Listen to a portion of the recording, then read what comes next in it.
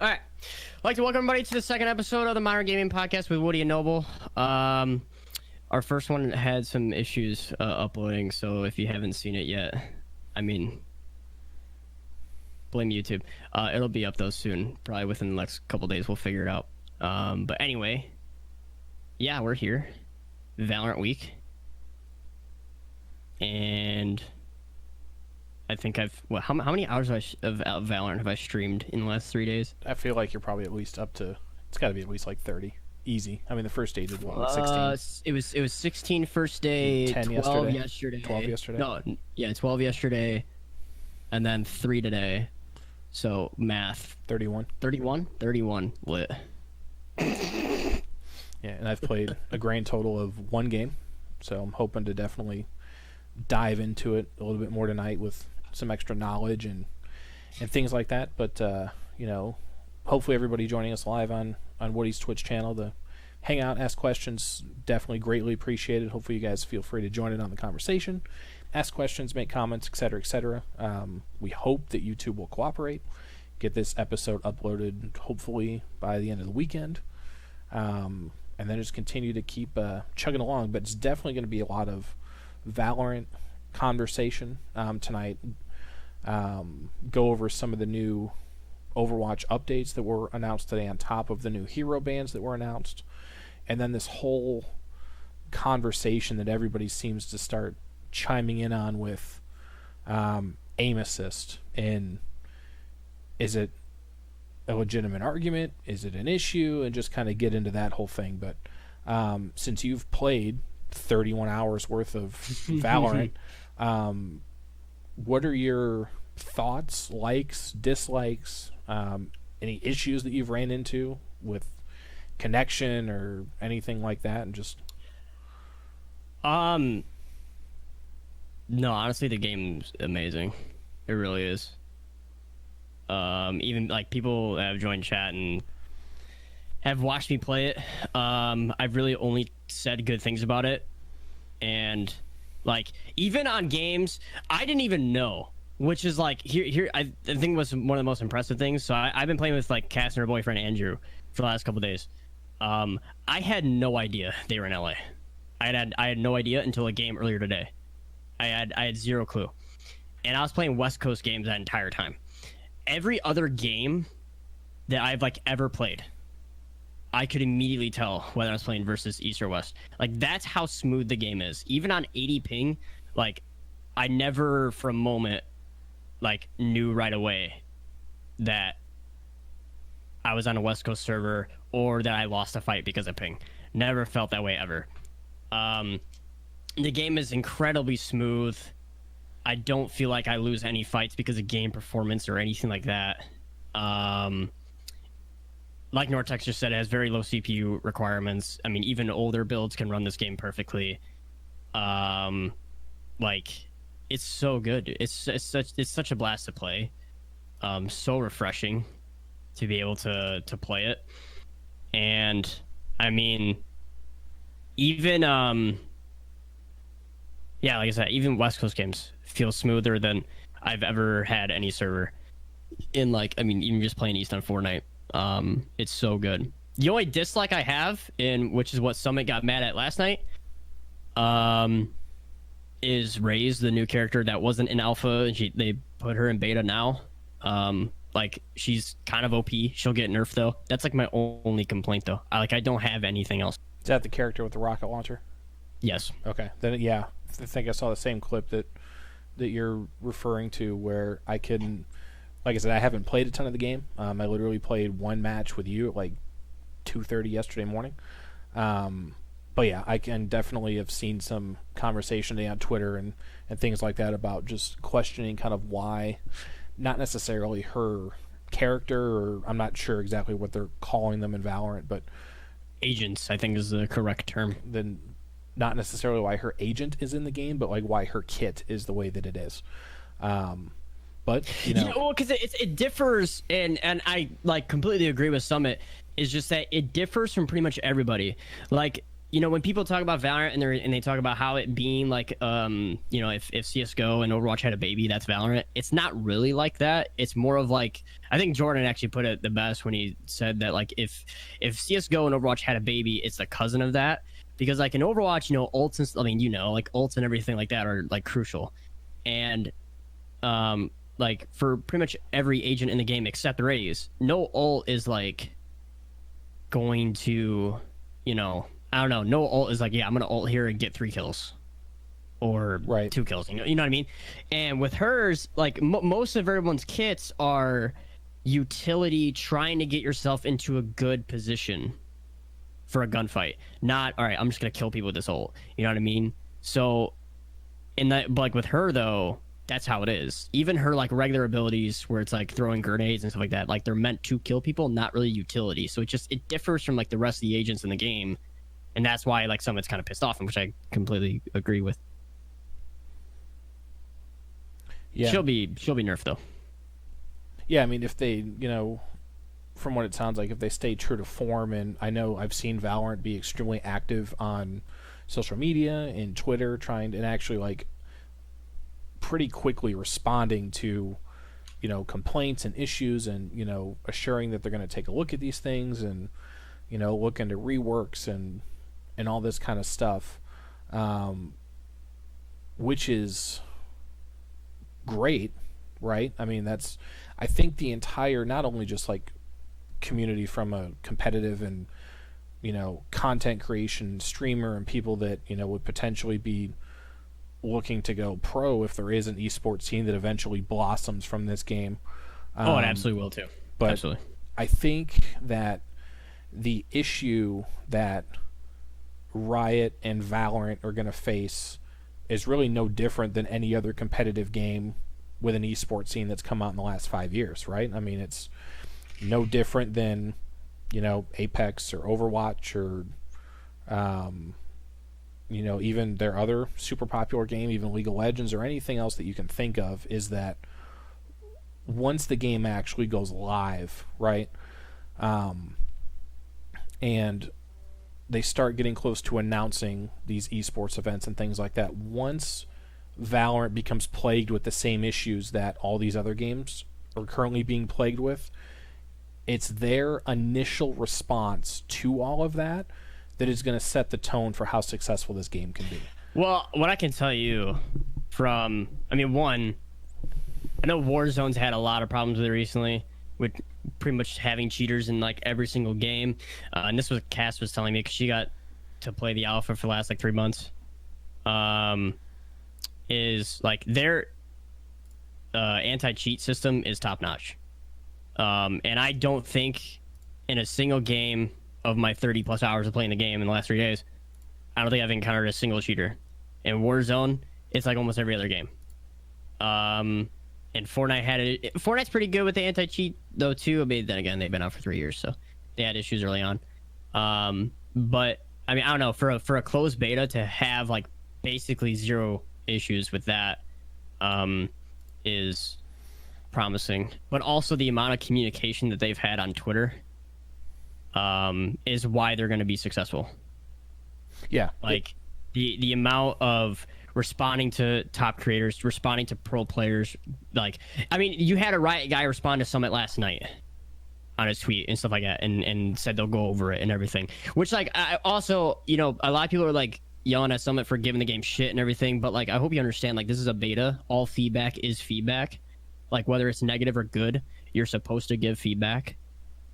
Like, this is what that's the right. Point it's the whole of point of a beta, right? So if like, and they just put in Raze now, they didn't have Raze in the alpha. Okay, so, and let's also give them like, credit too, to where this is honestly, of any game, whether console, PC, or anything like that, this is probably the smoothest beta I've played in at least the last 3 to 4 years. That had not even virtually close. I mean, I know they had the hiccup for a couple hours where they had to stop issuing the codes. You could still play though. But it was, yeah, exactly. You could still play. Yeah, and the party system was broken. And they were still doing they were still keeping track of the launches of codes. They just weren't able to issue them because of maxing out the servers, but they didn't have to shut the game down. They didn't have to kick everybody who was currently playing off, to my knowledge. No, they didn't. It's, they've come out of the gate in these past 72 hours or so, and they've come out strong. They just need to continue that, because it's certainly their opportunity to take this and run with it, right? I mean, they can take top players from every other esport if they do this correctly, and build something truly fantastic. But the first time that they slip and don't handle something how the community would view it, like the esports community in general would view it as being handled correctly, they're in the exact same boat as everybody else, and it'll be very difficult for them to recover. I don't think that's gonna be a problem. I don't think that's gonna be a problem, because the Epic has literally done that for the last year plus. As long as they put money into the tournaments, it's not gonna matter. Honestly, if there's money in open tournaments, people will play. Like, people that complain about Fortnite now, and pros that are leaving Fortnite, there's going to be a next person in line, as long as there are money in open tournaments. In Nortex, something like Overwatch, we have the Overwatch League and whatnot. Something like that is a little different, because it's not open to people. You know what I mean? It's not everyone can really have access. You have to go through contenders to get to OWL. There's a long way of, with Fortnite, everyone can play, even on console, blah, blah, blah. It's technically accessible by everybody. And as long as there are money in it, as long as there's money in it, there will always be a next person step up. Yeah, Nortex brings up a good point too, and says Riot has a fan base, and of course they do. The other thing that concerns some people from things that I've read is that this is really Riot's first major attempt at an FPS style game, right? Yeah, I mean, there have been comparisons to Overwatch, there have been comparisons to Counter-Strike, which I would imagine in the beginning your top players are going to predominantly be from Counter-Strike, right? Yes. I think it's a very different atmosphere, because I think Counter-Strike was released in 2004, I think, and it's just been, I have no idea. It's had the longevity of being a successful game and people still play it. But I don't think that, let's say that Valorant was released 5 years ago, I think Counter-Strike players would have dominated up until now, right? I think you'll see PC players from other first-person shooters, or maybe even other genres of games, be able to close that gap a lot faster than they maybe would have been able to in the past. Well, I think I had no prior CSGO experience or anything like that. I just feel like with Valorant, it's a lot easier to learn the style of gunplay, because it's a huge learning curve. I feel like it's a lot easier to learn the style of gunplay with Valorant because of the abilities and stuff like that. Kind of like what I was saying earlier, because it's mainly utility. So, and it's mainly utility to put yourself in a favorable gun position, and so that kind of just makes it easier. I mean, it's a lot easier for you to learn how to shoot a guy in one tap if you're able to push him beforehand, so he really can't shoot you. Right. With Phoenix or something. And then you've almost got the meta within the game where you're worried about the other team's econ. And the thing I like about it is that it's all transparent. Right. Right? You're not guessing. Yeah, you can see. Yeah. You can see what they have. You can see what everyone else has. The economy, the buy system is a light years better. I mean, I never played CS:GO really, but I watched it before with the tournaments and stuff like that, and I can already tell that the buy system is light years ahead of CS:GO, and pretty much everyone said that too. Yeah, I mean, it just seems like that it's a lot of there's some team collaboration. If you don't have money from somebody to get it, they can buy you a weapon and things like that. And I'm sure there's you could probably take the entire actual game out of it, and I'm sure that people will literally be scripting down to the nth degree of just the economic strategy of the game, based on winning and losing rounds. And I'm sure it'll even come to the point of who you going to try to feed kills to on your team so they get more money to be able to buy weapons longer, and that's especially the part like old and stuff too.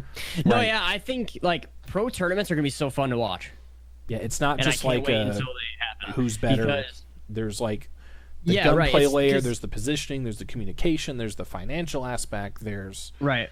the objective, aspect, and that's the other thing, right? Like, who knows what other game types there are going to be, right? Are there going to be? Is it all going to be objective style game types? Is it literally just going to be, one life per round, like, and that's the game, and just drop I would different just maps say, and I things mean, like that?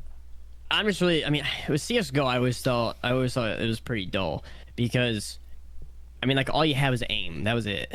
It wasn't. I don't know. There wasn't any other factor really much of just aim, and that's it.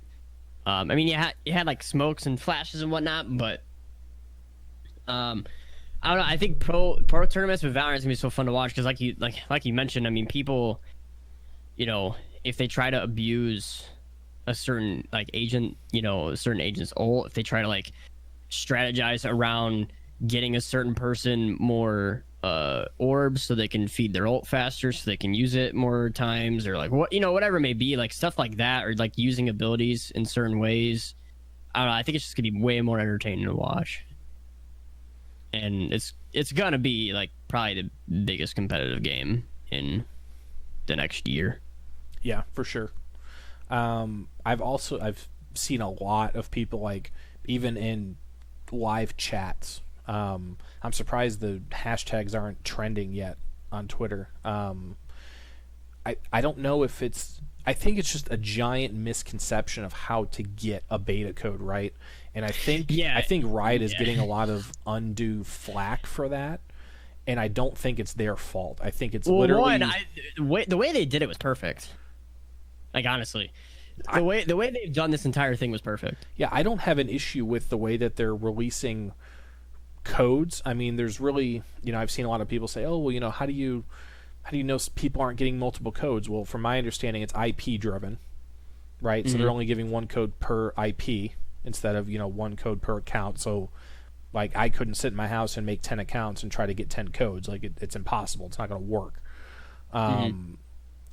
But I think people in general are just not understanding the process. Like, obviously, yes, you have to watch Valorant streams for people that have drops enabled. You have to link your Riot account to your Twitch account. That's the big thing. You just can't go to a stream and try to get an account or try to get a code if you don't have your... Actually, I think the biggest thing that I feel like people are messing up on, I think what a lot of people are messing up on is having a stream muted. I don't think people realize that if you mute a stream, it does not count. Yeah, it doesn't count as a view. So it's like you're not there. The misconceptions of watching more streams gives you a better chance. Not true. Watching a streamer with fewer viewers gives you a better chance. That's not true. And I'm sure, I've personally seen it in like Jordan's chat, Tim's chat, anybody that I've just, gone to watch to get a different perspective of the game. And it's like every 3 seconds, it's like, yo, Tim, give me a drop. How do I get a drop? Hit me up with a drop. And it's got to be frustrating for those guys and even their mods and everything else to have to keep fighting that off. And they've got... I feel for Jeff and in they've the last got few days. Commands like non-stop. Like, I hardcore feel for Jeff. Like, in the last Jeff few has to be days going in insane Jordan's because chat. it's literally every new person coming in is like, oh yeah, yo, hit me up with a code. Give me a code. Drops. I really want a code. Like, none of that matters, guys, right? No. Like, it's 100% random. There are no codes. There are no codes. Like, first off, like, just, right. period. There's no code. The streamers that were whitelisted, they don't have codes to give. They weren't. It's not like they're sitting with, folders of 500 codes to give to whoever. It's not a thing.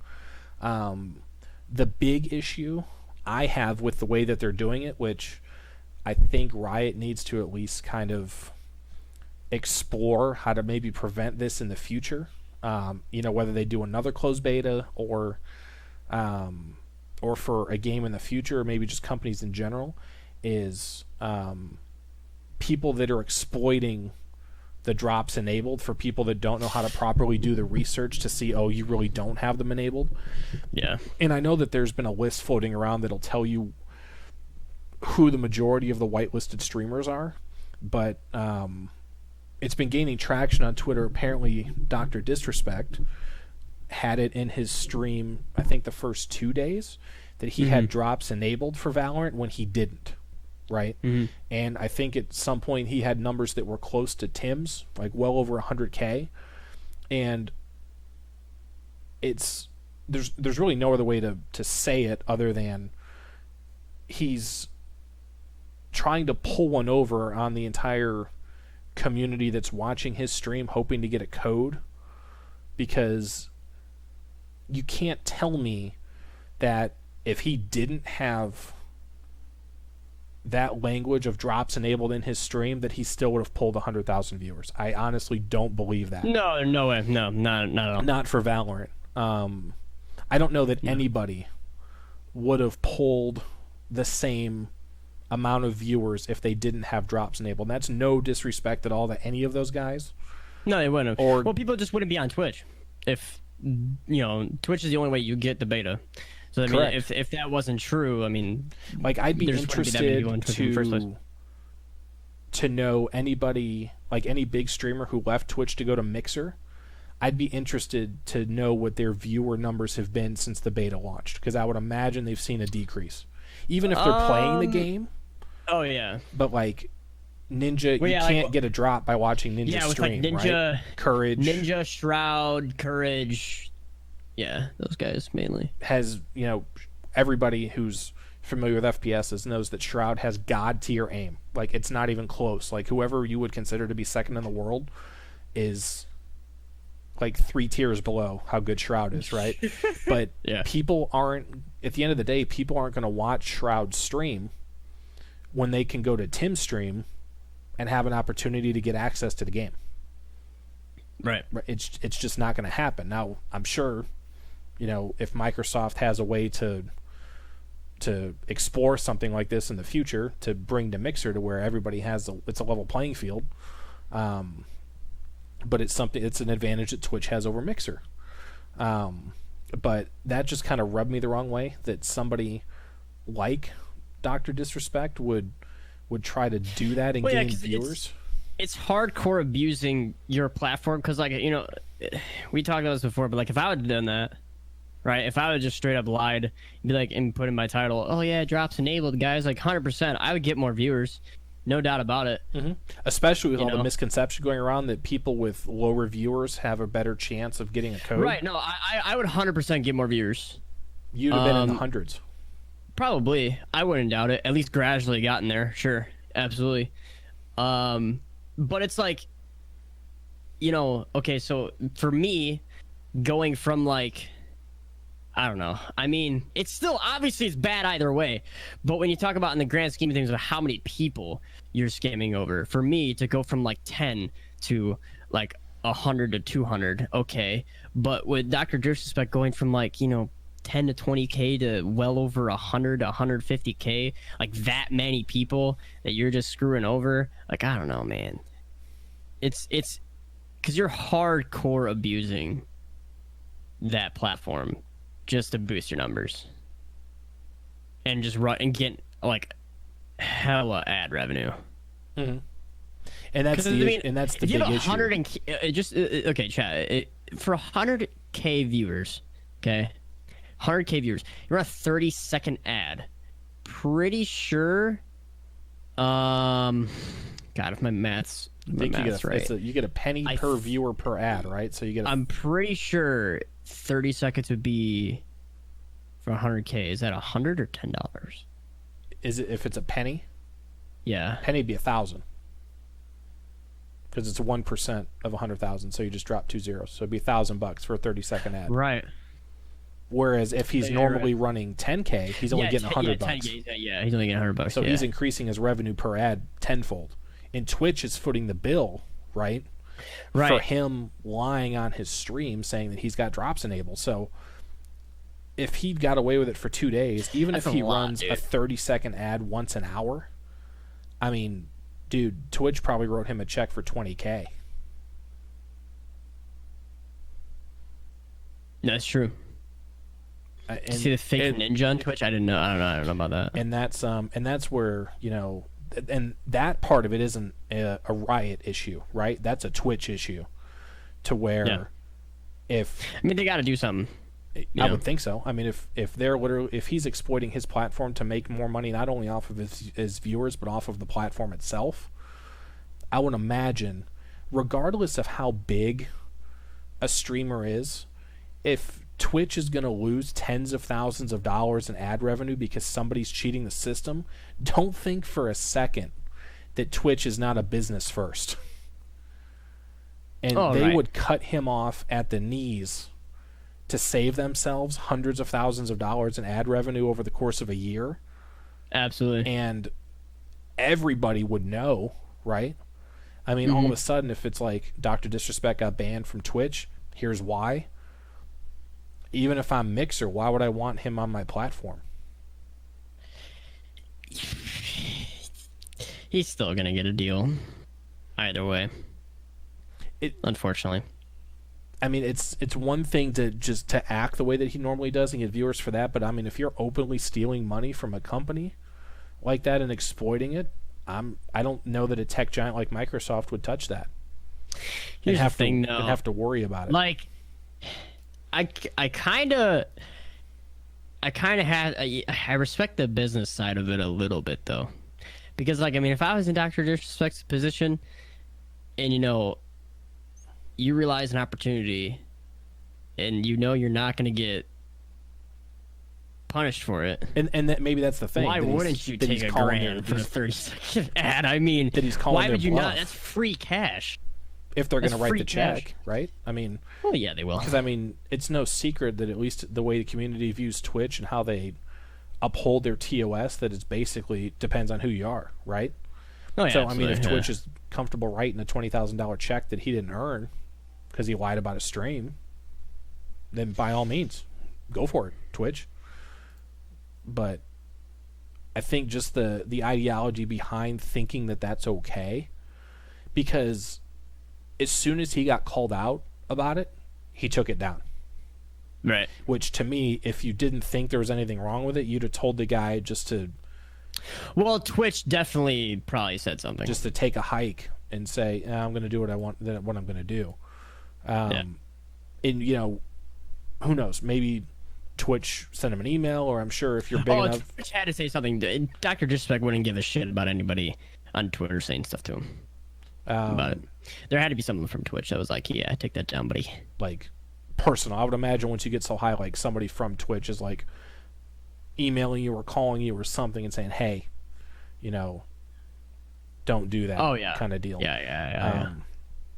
But, I mean, overall, in the first 3 days, I think it's been highly successful. I'm excited to play tonight and days in the future and just try to get... get good at the game and just enjoy it and just kind of see where... Just read Ninja's book, bro. Yeah, right. And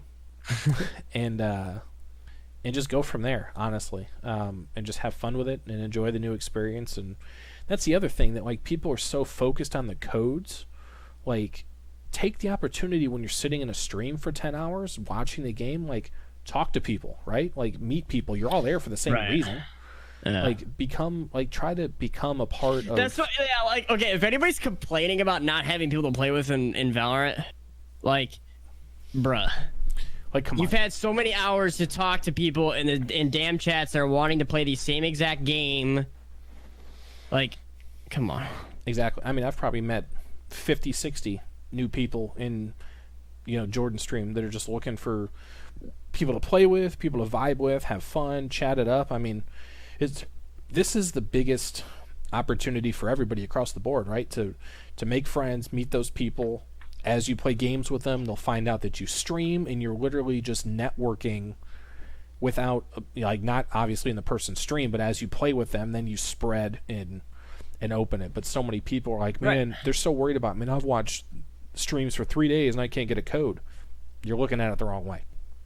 And there's really, in my opinion, and there's not... There's really nothing that... Well, plus you just learn. You just watch, learn. Right. Watch the guys play. Just look at how they play. Like, I mean, I usually learn games pretty quickly, but like I said, I have no prior CS:GO knowledge. I watched 2 videos of Shroud. You see me play in Valorant. I'm not bad. Okay, like, you know, it just, and watching Jordan play, watching, you know, the highlights from the Twitch rivals and everything, like, you just you watch their habits and then just do that. Like, I mean, not everybody's gonna have the aim that Shroud has, but you could also just do the same habits though. Like, you know, movement is something everybody can do. Right. You know, are you gonna hit the shot? Maybe not, but you could also work on the movement that Shroud does to put himself in a better position to hit the shot. And I've always thought it's this little way, things like that. That communication is severely underrated, especially in a game like this where it is so key. Oh, Valorant, I think, is probably, I think the only thing that maybe compares to it in terms of communication, I mean, other than, like, CSGO probably or something, I don't know. But, like, Fortnite, like, late game Fortnite competitive is probably the only thing that comes close that I've played where comms are as important. Like, Valorant is literally all comms, man. It's so, like, you can tell when you're playing if you're solo queuing versus a team that has people grouped together. Like, you can absolutely tell. It's, like, it's night and day. Comms are, like, so important. So important. I can believe that. 100%. But yeah, I mean, just if you guys haven't gotten a beta code yet, just be patient. Enjoy the streams. Jump in there. I don't know how many more days they're going to keep giving them out or what their final number is, but just enjoy it, right? Just don't lose sight of the big picture of that, you know, we're all enjoying this game. And things like that in general. So, the next thing that I want to talk about that I'm going to pull up here is that Overwatch and Blizzard released 2 updates today to the game, right? So one, with it being Thursday, was the updated hero pool, and I believe that today is the last Thursday that's going to happen. And here's why. And I don't know if you've had a chance to read through this yet. I saw the bans. I didn't see the other stuff. So the hero pool bans first for this week. Zarya's the tank. I believe Pharah and Symmetra were the DPS, which makes me super happy because there'll be no TP strats for a week. And Lucio was the support banned. And I'll kind of get into a little bit here what I think that'll do to the meta this week. But the biggest thing, I think, is the change to the way hero pools are going to be done and the way map pools are going to be done. So what Blizzard is going to do starting on the 13th, which is Monday, they are going to combine the hero pools for competitive and the Overwatch League in the same week.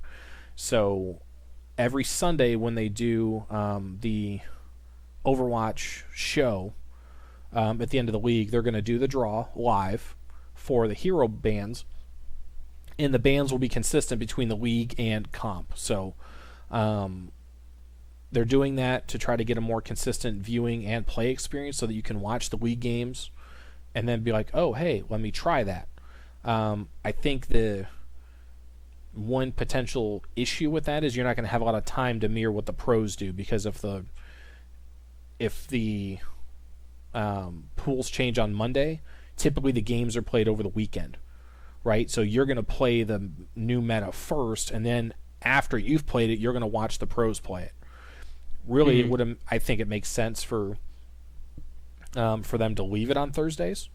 That way, the pros play it first, and then you can finish out the week by having comp try to mirror for that week.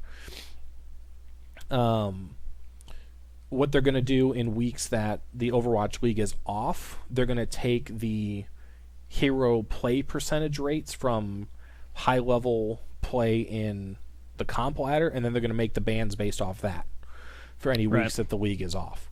And then also consistently, there will always be 1 tank, 2 DPS, and 1 support that is banned, still keeping in line that there will never be the same hero banned in consecutive weeks. So that covers that. The process will take place every week of the OWL regular season. But yeah, I like that the bans are going to be consistent across all 3 roles. Definitely think there need to be more DPS banned than tanks and supports. Yeah. I would kind of like to see like a 1-3-1 maybe, but I guess if you only ban 2, then we're not going to have a week like we did 2 weeks ago where literally every hit scan is banned but 1. Yeah. No, absolutely. Yeah. And then force the meta 100%. to where if you don't have Ashe in your game, you're going to lose. That's pretty much what happened that week. Which was awful. It was absolutely terrible. Yeah, it was not a fun week at all if you didn't have an Ashe on your team. Second thing is that they are getting rid of map pools. I've been pretty vocal about this in-game because I feel like there's just a better way to do it than what they've traditionally done and how they're going to do it now. Initially, they went this way is because they wanted to get rid of the number of matches that were played on Paris and Horizon. And Blizzard is currently reworking both of those maps to try to make them more playable, which is great for us because we haven't won a game on Horizon in what feels like a year. But yeah, they're just trying to take a look at both those maps and make them more competitive, more fun to play, et cetera, et cetera. They discussed changing the length of the map pool. But ultimately they decided that they're just going to eliminate them starting Tuesday. And comp will go back to having all the maps in the game with the exception of Paris and Horizon. And then they'll bring them back into the pool once they've made changes. I would imagine they'll launch the maps in experimental or PTR first before they go live with them.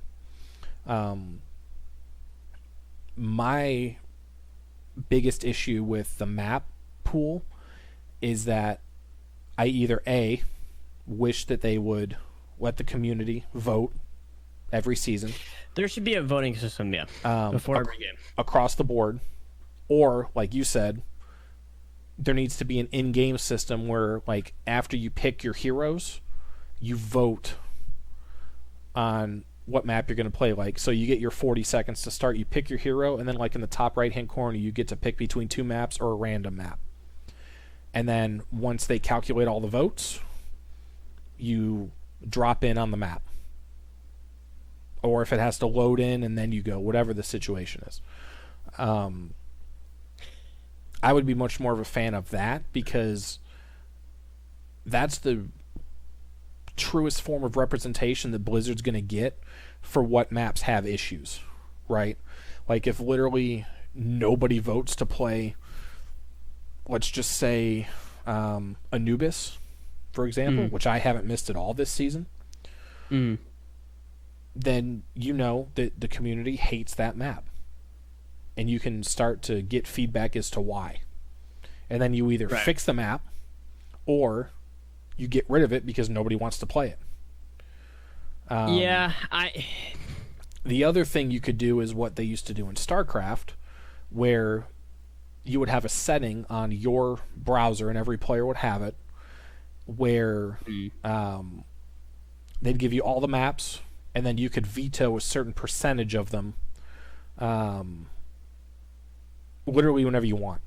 You could change your map bans in between every game, every day, every 2 days, whatever you wanted to do. And then if you didn't, like if you never wanted to play 2CP in comp, you could ban as many 2CP maps as you possibly could, and then the game would use its internal algorithms to only pair you with people that want to play the same style of game that you do. And to me, that's the biggest win-win, right? You're getting to cater your Overwatch experience however you want to. And then it takes the argument away that, oh, I only lose SR because I play more 2CP. Or, you know, whatever the argument would be. That's what I would like to see. I don't know what your thoughts are on either one of those, either the hero bans or the map pools. Honestly, I don't know. When you cater too much to certain maps, it's I don't know. I feel like that's people are just gonna abuse it. Like they're gonna get good at one thing, and then they climb because they're good at that one thing, and then that's it. I don't. I'm not a fan of like catering to your experience when it's a competitive game. Like to me, when it's a competitive game, the game is the game, and it is what it is. Because like I mean, when you cater to someone's experience in a competitive game, like that's just I mean, people are not going to be their actual rank. You know what I mean? So let me ask you this then. So how is it different than a higher tier player making the same complaint as a lower tier player? Like, why would it all of a sudden become a good idea if a Grandmaster says, no, the map pool system here is terrible? Because the core idea of it's the same, right? Like, you're trying to change it to the way that it is. To get away from the way that it is. I mean, personally, I'm not a fan of the hero bans either. Regardless. Like, I'm not a fan of any of it. And it's mainly because you have people that just play a certain character when the meta fits their character. And then they don't play. And they just abuse that meta for... They do. It's the same idea you're talking about with maps, where if you were an Ashe main last week, you probably played 80 hours of Overwatch if you could have. Yeah, and you gained probably 500 SR. Probably. Easy. If you're good. Yeah.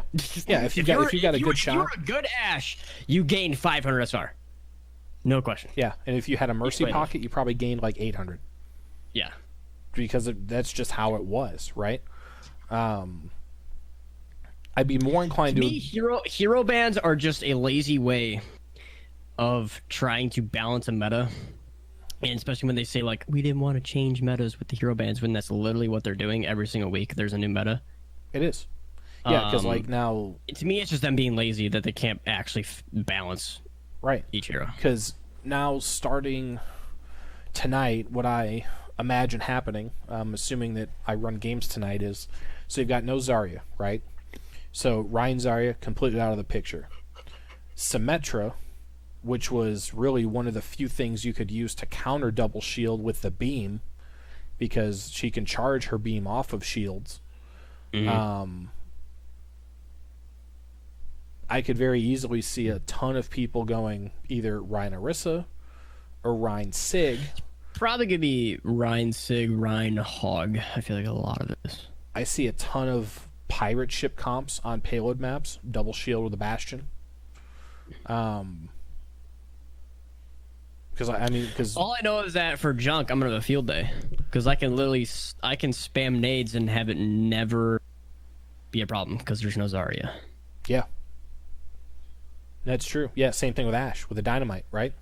Yeah, you can. Just any ability that has any type of splash damage like that. Pharah, same deal. Well, no, Pharah's banned, but any other hero that's got any type of splash damage like that, you don't have to worry about charging Zarya to bubble and free reign and chew down your backline because she's at 100 charge in 12 seconds. The only thing that's really weird is no Gravs. No Gravs is going to be... It's interesting. Yeah, and that's definitely a game-changing ult. Take some combos away for sure. There are a lot more combos that I think people don't think of. Like, obviously, you can't Grav Tire, right? There's obviously no Grav Dragon, no Grav Bomb, no, like triple combos with Sombra, like Grav EMP, like Diva Bomb, or anything like that. the DPS picks, I find it very interesting that they give Pharah a buff and immediately ban her. like, oh great, we're gonna put we're gonna launch all these buffs and we're gonna put them in the game on Tuesday, and not even 48 hours later, Pharah's banned for a week. Yeah, you guys have to wait. Yeah, I don't know if they did that because the buff was too much and they're gonna go back and try to rework her or take a better look at it. But that's odd to me. Symmetra, with Zarya gone, I'm kind of surprised they didn't keep Symmetra in, just because of you Double need shield. something to chew through the 2 shields. Yeah. Now, it would have forced a meta, for sure, because it would have been double shield Sim on both sides, and whatever Sim can chew through faster is going to win the game. It is what it is. But I guess if you're going to get rid of Zarya's charge, you have to get rid of Sim's beam. Because you're not going to have either one of them to chew through. The Lucio ban, I think, honestly makes the biggest difference to the meta because it takes a defensive ult away. Mm-hmm. So I think it's a huge advantage to Genji players. Right. For, now literally if the enemy team has a Genji, you're going to have a Zen. Because you're going to need trans to avoid the blade. Because you don't have grav to catch him, right? And you don't have beat to survive. Right. Unless a junk player gets a trap on a Genji, or just tire him. Yeah, I mean that's honestly probably going to be the best counter, or one of them. Yeah. You don't really see too many Ashes throw Bob to counter Genji. That might not be a bad idea. You throw Bob onto the payload and everybody just huddles the payload, around a Winston bubble. And because then the Genji, I mean, he's risking his life, right? I mean, he's going to have 6 people shooting at him plus Bob. I mean, he's not going to survive. It's going to be interesting to see how people counter Blade. Hell, I'm just glad that Moira survived another week. But honestly, I mean, play the game. If so I can play the game. Hey, look, for those 4 minutes, I was a cracked Ana. Okay. True. But if they're gonna do it, for the weeks that Overwatch League isn't in play, if they're gonna do it by GM and top 500 hero selection, I mean, you and I have discussed this in games that I play. How many times do I honestly run into another support that's a Moira main? It's like I think it's happened once. Yeah, it doesn't happen very often. Usually if you ask, they just give it to you. Yeah, you don't run into a lot of Moira players, and I don't understand why. Because now with Lucio banned, I honestly think it's gonna be Ana Moira every game. Pretty much, I would imagine so. Or Ana Mercy. Mercy Moira. Yeah, it'll probably be Mercy, Moira, Ana, and Bab. Will literally be the only supports played. And then maybe Zen if there's a Genji for trans, but there will be some combination with Moira, I would imagine, to be in a large percentage of games this week. Yeah. Yeah.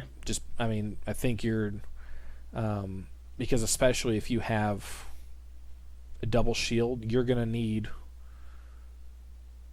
enough sustainability with the healing to keep your team alive through that, and you're probably going to need the nade to be able to chew through the tank. So to me, the combo would be Moira Ana, right? Because Mercy has res, yes, but I mean, if you're trying to break through a double shield, the damage boost doesn't really do a lot.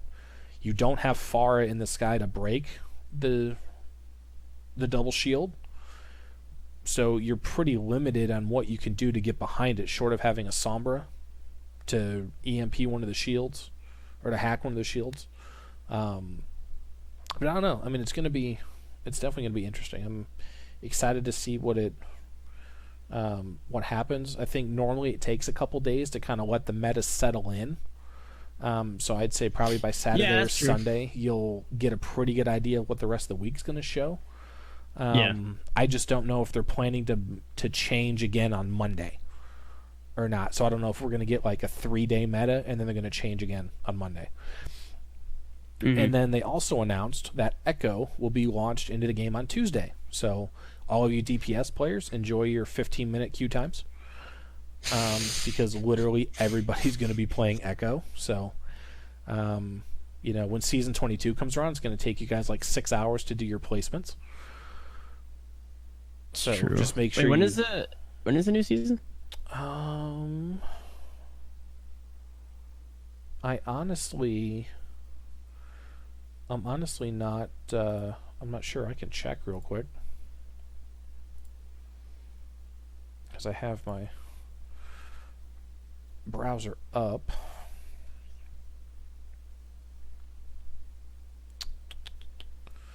But yeah, and I mean that's the biggest issue with launching another DPS hero, right? Is that your queue times are already long. Yeah, that's where they need to fix something. Is you need to get out of those queue times. Yeah.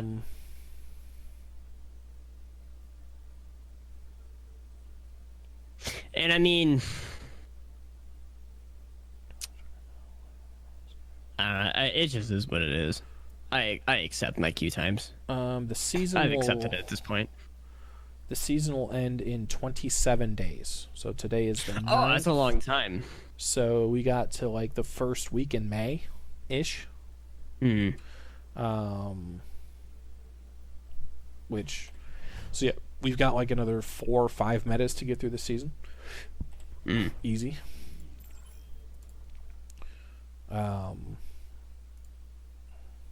But yeah, I mean, like I said, I'm excited to see kind of what it does in general.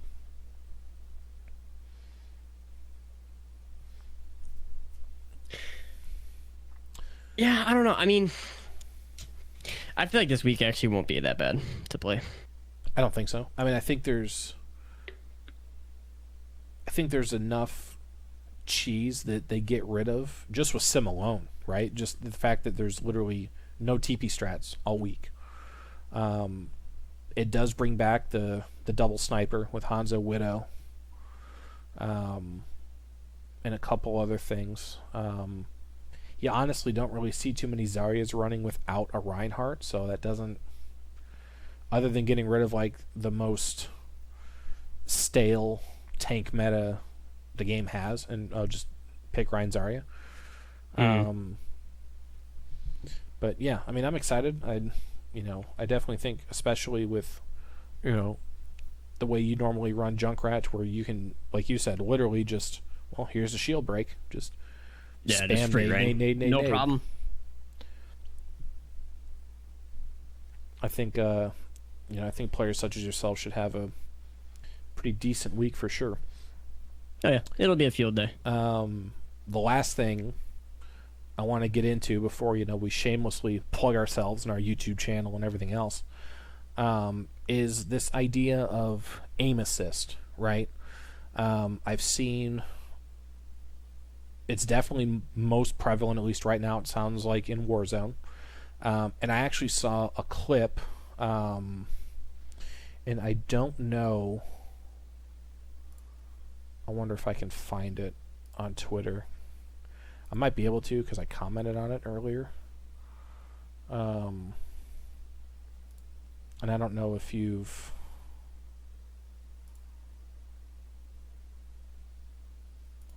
Another thing that really annoys me lately. Yeah, so... and I don't know if I can... I don't think I can change the definition of the clip. But... So this is a clip from Nick F30. Nick A30. Okay. Apologize for the resolution, but it was made into a TikTok video. I'm gonna play this for you guys just so you can see it. And this is Nick's view on aim assist. I think he's mainly talking about Fortnite, but just in general,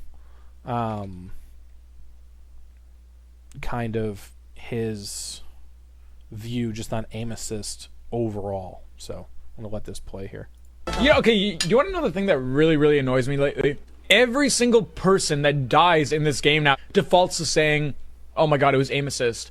That's got to be the lamest excuse I've ever heard, man. It's so irritating. It's not even overpowered anymore with the new changes, and also the fact that you can do exactly the same thing you can do on PC as you can do controller. Because I've seen the clips that people complain about where it's like, you know, triple 74, 74, 74 with a scar. You can do that on PC too. The majority of people that are dying to aim assist, it's just people who don't want to accept the loss. Like every single person. Yeah.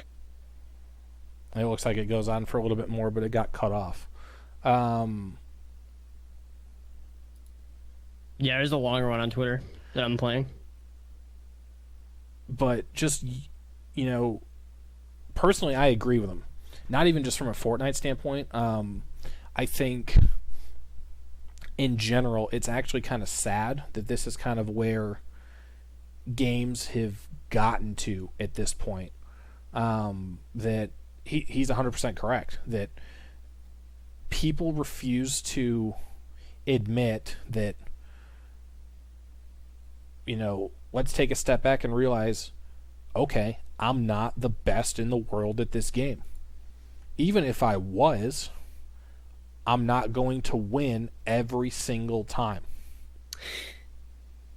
Yeah, I mean, here's the thing. When it comes to aim assist in Fortnite, aim assist is a problem in Fortnite, and it's mainly because of like people, you know, that play on console and stuff like that. Like Nick says in the video, like people play that on console, it's fine, and like console needs to have aim assist. The main problem is when you run into people on PC that have 240 plus frames on Fortnite and still have, like, you know, and can abuse aim assist.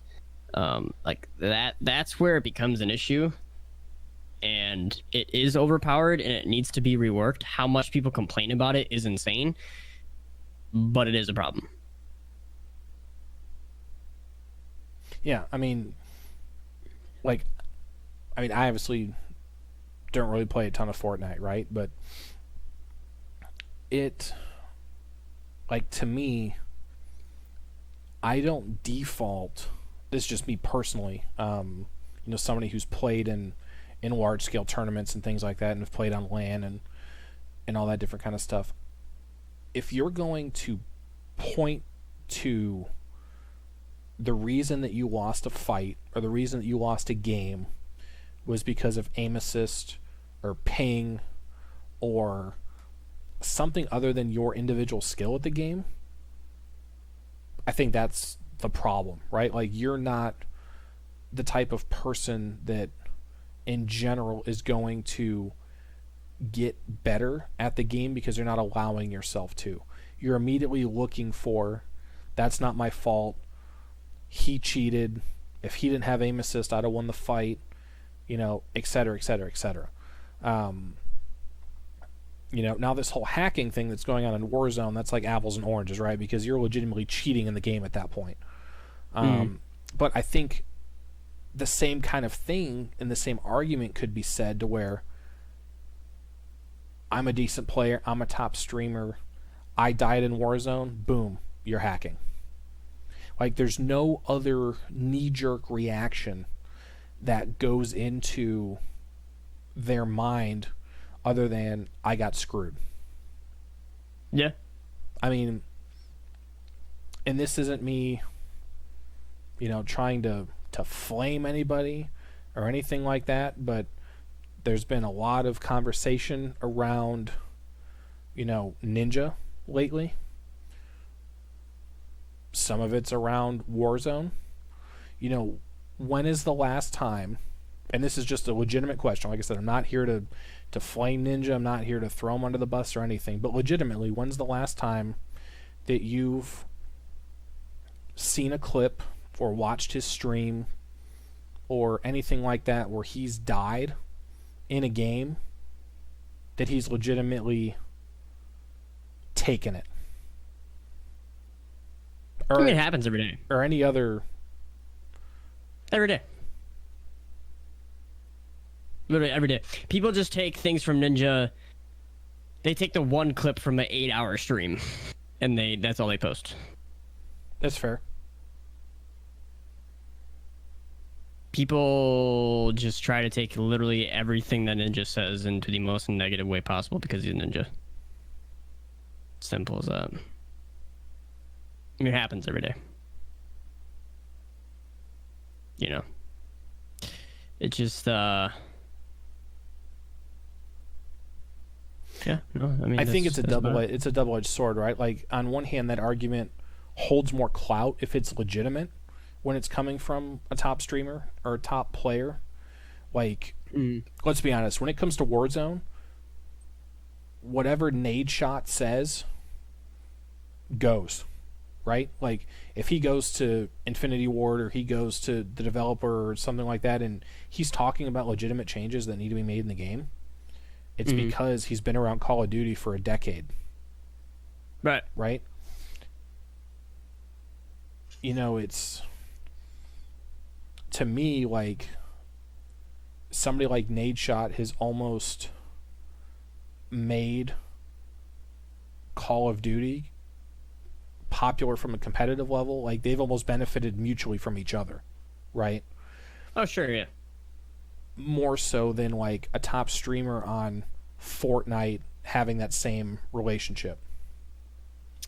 I would say Ninja had way more of an impact on Fortnite than Nadeshot had at Call of Duty.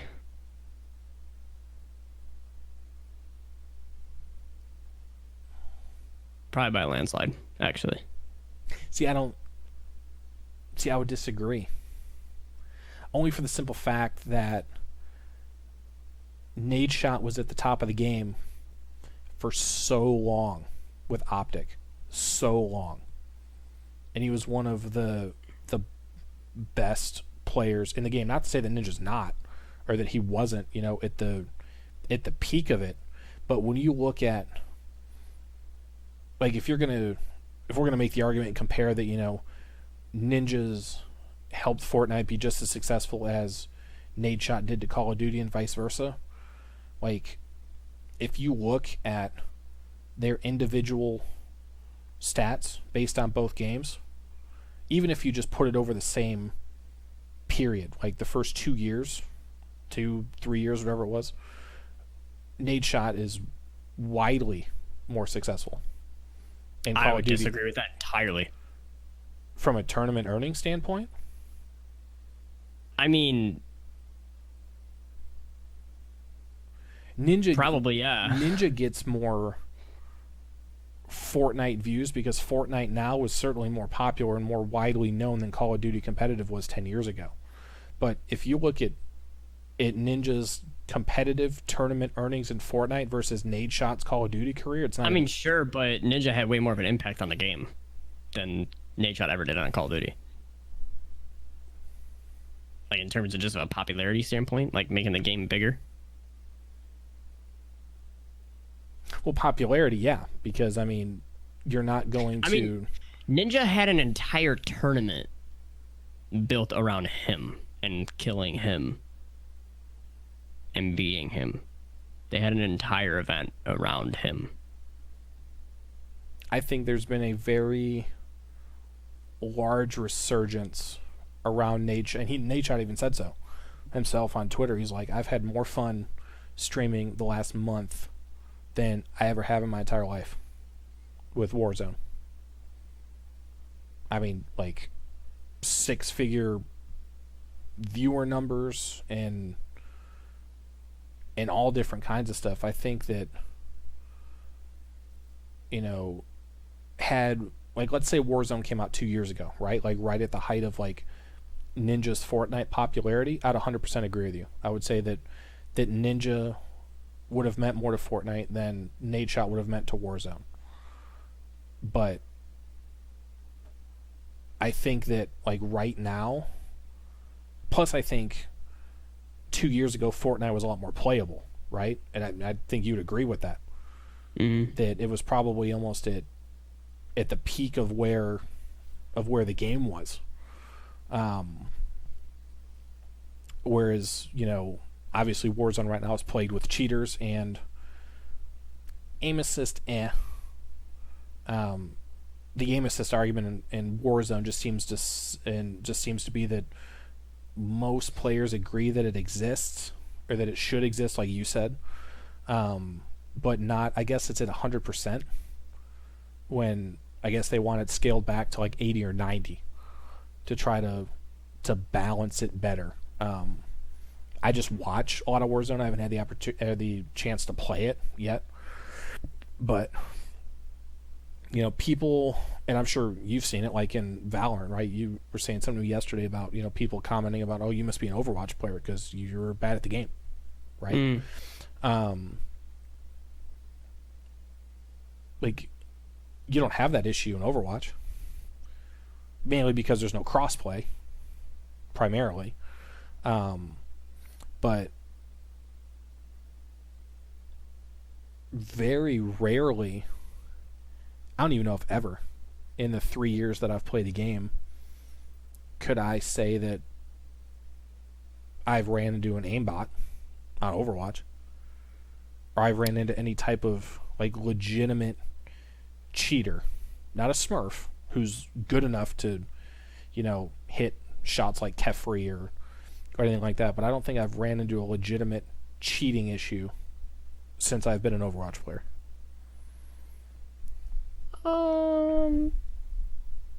I mean, to my knowledge, I probably have not ran into a cheater, but I'm sure I have. Yeah, if I did, I didn't know.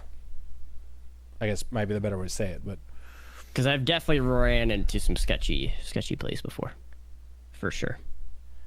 But aim assist,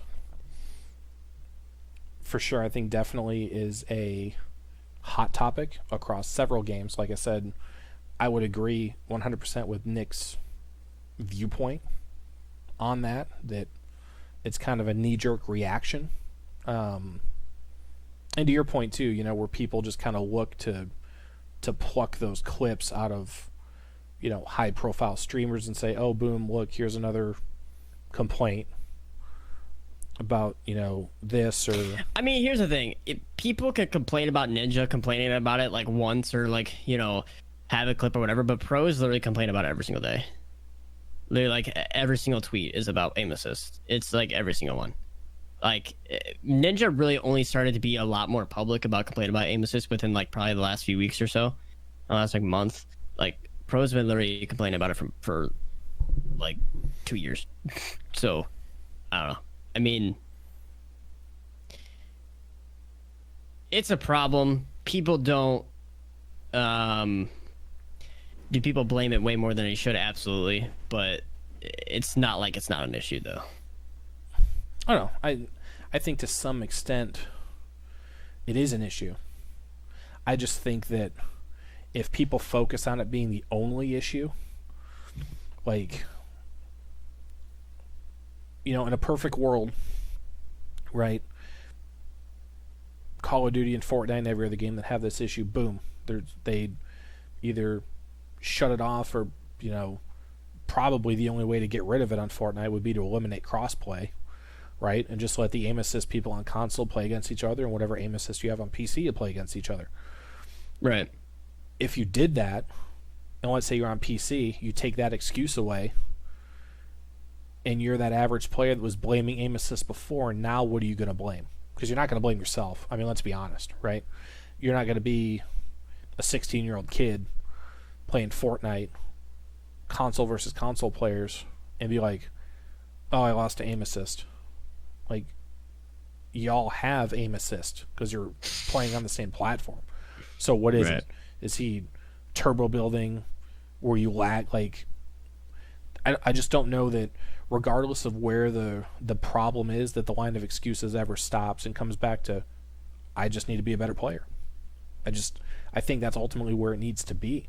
Like, if I would still be playing Overwatch 3 years later as a support main, in every single game I blame my DPS for not getting kills, I would never climb. Because I would never be taking the time to review my own gameplay and figure out where I can get better. Which is honestly where I think I turned the corner about a year and a half ago, when probably about 2 months or so into me playing on PC, and I was like, you know what? I'm gonna stop complaining about other tanks. I'm gonna stop complaining about DPS that miss shots. I'm just literally gonna focus on what I can focus on and what I can control, which was me, which was my own healing, my own positioning, my own gameplay. And I went from being a mid-gold player getting into diamond within like a season and a half. Because it's all mental, in my opinion. You can focus on whatever outside issues you want to focus on, and if you do, that's fine, but you can tell everybody all day long that you're a platinum board or gold player because of aimbots, but anybody who's played Overwatch knows that it's just because you're a plat board or gold player. Like, you're not good enough to get out of gold at the end of the day. So, yeah, I mean, that's just, it's kind of my spiel on the whole aim assist deal.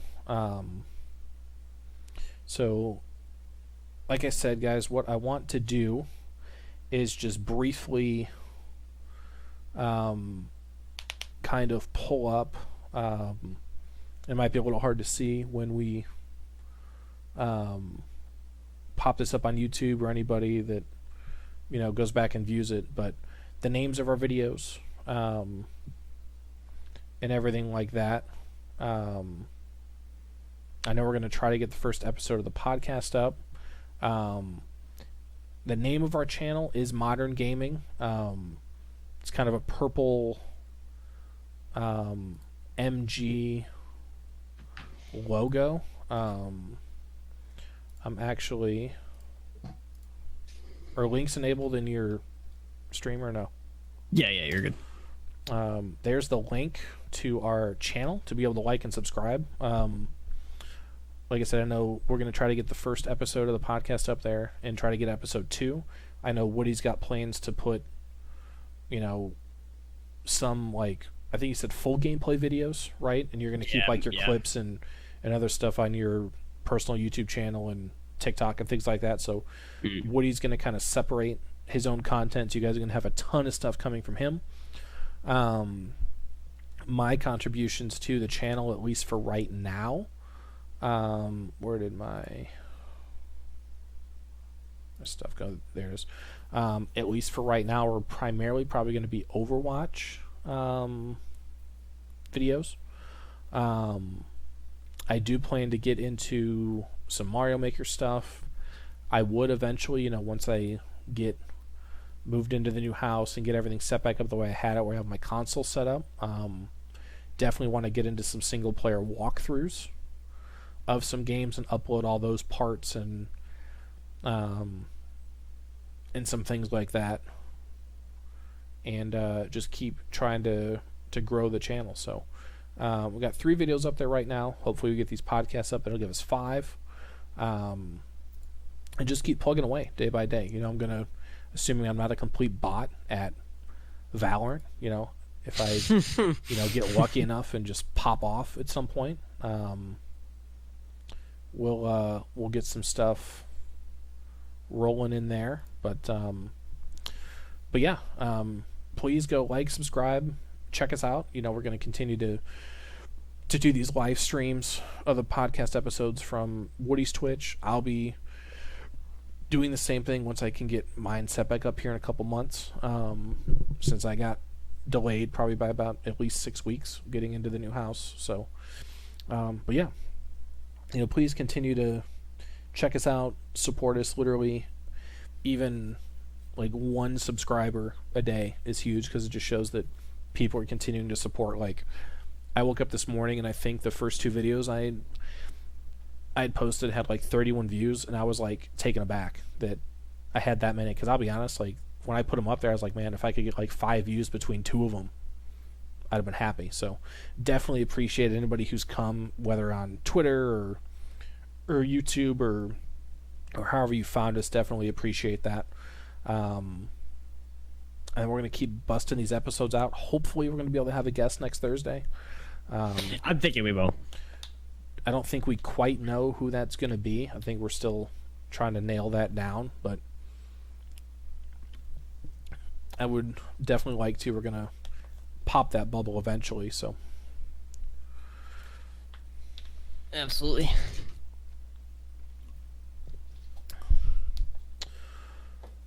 But yeah, I think that's all I've got for you all tonight. I guess I definitely thank you for hanging out in Woody's stream while we go through this and talk about some of this stuff, and we definitely appreciate and like the feedback. So if you guys have questions during the stream or anything like that, or you want to post questions on Twitter when we make the posts that that the podcast is coming up on Thursday nights, or especially if we have to pre-record an interview due to a conflict, we'll try to get that information up several hours, if not a day or so in advance, so that not only followers of the podcast and our YouTube channel and our Twitters can get the opportunity to ask questions, but more importantly, for that individual's community, give them the opportunity to ask questions as well, and things like that, and just try to provide a whole good vibe and bring everybody together and just have a good time and some good conversation with whoever our first guest and many more are going to be. So